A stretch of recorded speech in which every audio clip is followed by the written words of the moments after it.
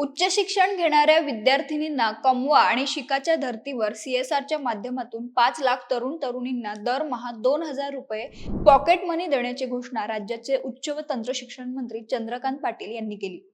कर्मवीर भाऊराव पाटील यांच्या कमवा आणि शिका या विचाराला व्यापक स्वरूप देण्याचा हा प्रयत्न असल्याचं त्यांनी स्पष्ट केलं। मात्र विद्यार्थ्यांच्या हातात पैसा पडणार म्हटल्यावर या उपक्रमाचा अर्थ समजून घेण्याऐवजी विरोधकांनी नेहमीप्रमाणे त्याला राजकीय रंग देण्यास सुरुवात केली। कुणी याला लाडकी मुलगी योजना म्हटलं तर कुणी यामुळे मुलं नशेच्या आहारी जाऊ शकतात असा युक्तिवाद केला। मात्र मुळात ही योजना नेमकी काय आहे, त्यामुळे विद्यार्थिनींना कसा फायदा होणार, या योजनेचं स्वरूप कसं असेल या गोष्टी समजून घेण्याआधीच त्याला विरोध करण्याची ड्युटी बजावून विरोधक मोकळे झालेत। तर हे संपूर्ण प्रकरण नेमकं काय आहे याविषयी सविस्तर जाणून घेऊया आजच्या व्हिडिओतून। नमस्कार, मी अवंती भोयर आणि कॅमेऱ्यावर आहे सेजल जाधव। मुलींना उच्च शिक्षण घेताना आर्थिक मदत आणि आत्मविश्वास पूर्ण करण्याच्या दृष्टीनं त्यांना कमवा आणि शिका या धर्तीवर दरमहा 2,000 रुपये पॉकेट मनी उपलब्ध करून देण्याबाबत विद्यापीठ आणि महाविद्यालयात सीएसआरच्या माध्यमातून उपक्रम सुरू करण्याचा प्रयत्न असल्याची माहिती मंत्री चंद्रकांत पाटील यांनी दिली। मात्र या घोषणेची मागची पुढची बाजू समजून घेण्याआधीच विरोधक त्यावर तुटून पडलेत। काँग्रेस नेते विजय वडेट्टीवार यांनी या उपक्रमाची खिल्ली उडवत 2,000 रुपये देऊन जेनझीला फिरवण्याचं काम होत असल्याची टीका केली।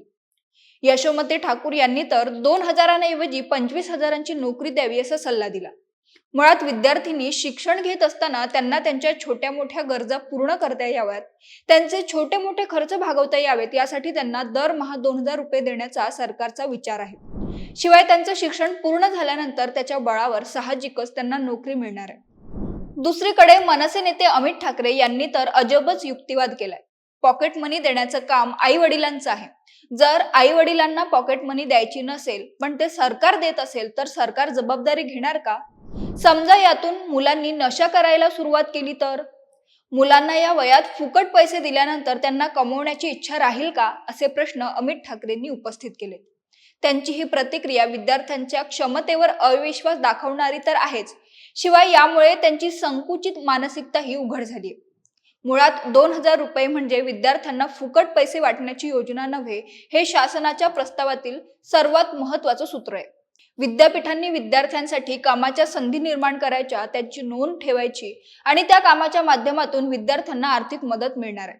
म्हणजेच शिक्षणासोबत श्रम, जबाबदारी आणि आत्मनिर्भरतेची जोड देण्याचा प्रयत्न आहे। कर्मवीर भाऊराव पाटील यांनी याच विचारातून कमवा आणि शिकाची संकल्पना रुजवली होती।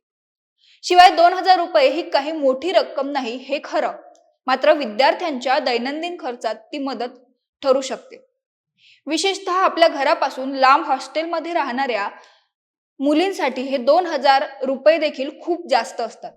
प्रवास, पुस्तकं, अभ्यासाचं साहित्य, इंटरनेट, परीक्षा शुल्क किंवा इतर छोट्या मोठ्या गरजांसाठी हे पैसे उपयोगी पडू शकतात।